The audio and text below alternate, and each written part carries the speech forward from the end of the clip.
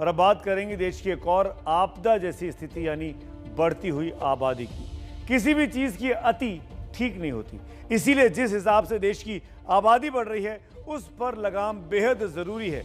इसी के लिए उत्तर प्रदेश के मुख्यमंत्री योगी आदित्यनाथ एक कानून बनाने की कोशिश कर रहे हैं जिसमें 2 से ज्यादा बच्चे पैदा करने वालों को कई सरकारी सहूलियतें नहीं मिलेंगी, जबकि एक बच्चे वालों को कई सुविधाएं सरकार देने की तैयारी कर रही है। ये बात बहुत अच्छी है, लेकिन इस पर भी राजनीति शुरू हो चुकी है।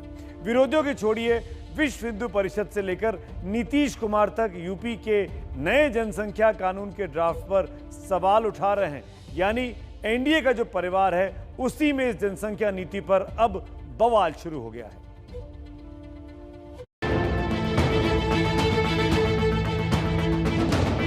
जनसंख्या नीति 2021 से 30 यह जारी हो रही है।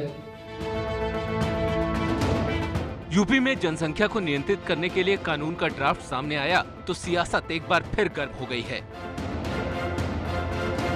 यूपी के बाद बीजेपी शासित कई और राज्य ऐसा ही कानून लाने की तैयारी में हैं। लेकिन इस कानून को लेकर बीजेपी के सहयोगी ही उसके साथ नहीं हैं। बिहार में तो एनडीए के कुनबे में इस कानून को लेकर फूट साफ नजर आ रही है। जनसंख्या नियंत्रण पर बिहार के मुख्यमंत्री नीतीश कुमार की राय बिल्कुल अलग है।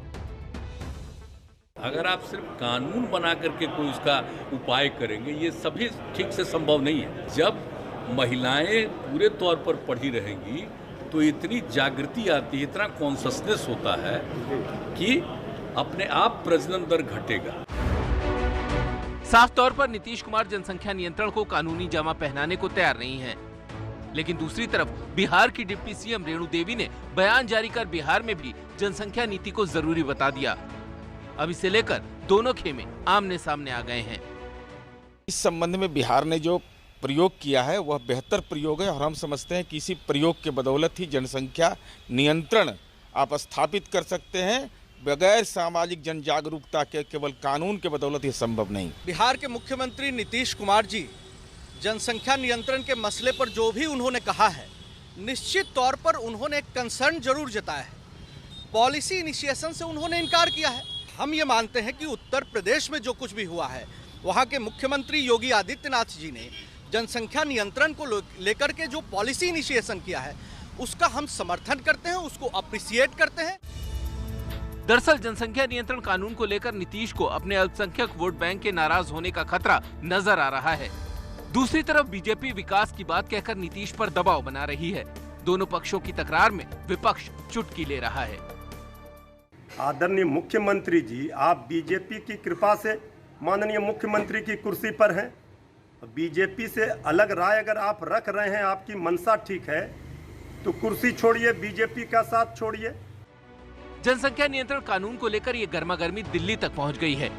केंद्रीय मंत्री गिरिराज सिंह ने जनसंख्या नियंत्रण को देश की जरूरत बताया तो बीजेपी सांसद राकेश सिन्हा राज्यसभा में प्राइवेट मेंबर बिल के तौर पर इसे लाने की तैयारी में हैं। हम दुनिया की आबादी का 20% व्यवहारिक में हमारी आबादी हो गया है, जमीन 2.5%। इसलिए इसे सामाजिक समरसता और विकास दोनों के नजरिए से देख करके इस पर काम करने की जरूरत है। इसलिए जो मैं प्राइवेट मेंबर बिल लाया हूं, उस प्राइवेट मेंबर बिल में मैंने एक प्रावधान दिया है, संभवतः वो नीतीश कुमार जी के सुझाव के अनुकूल ही होगा, कि 19 महीने जनसंख्या कानून बनने के 18 महीने बाद तक इस कानून का कोई भी दमनकारी पक्ष है, जो रोकने के लिए पक्ष है, वह लागू नहीं होगा। यूपी की जनसंख्या नियंत्रण नीति का विरोध सिर्फ सहयोगी और विपक्षी नहीं कर रहे हैं, विश्व हिंदू परिषद को भी इसके एक हिस्से पर ऐतराज है। बीएचपी ने कहा है कि एक बच्चे की नीति हटा देनी चाहिए, क्योंकि इससे अलग अलग समुदायों में असंतुलन पैदा होगा।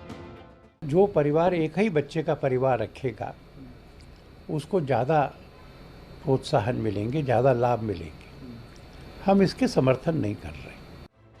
यूपी चुनाव से पहले जनसंख्या नियंत्रण कानून का ये प्रस्ताव मुख्यमंत्री योगी आदित्यनाथ का मास्टर स्ट्रोक माना जा रहा है, लेकिन चुनाव से अलग इसे देश भर में कानूनी जामा पहनाने के लिए बीजेपी के सामने अपनों को मनाने की चुनौती है।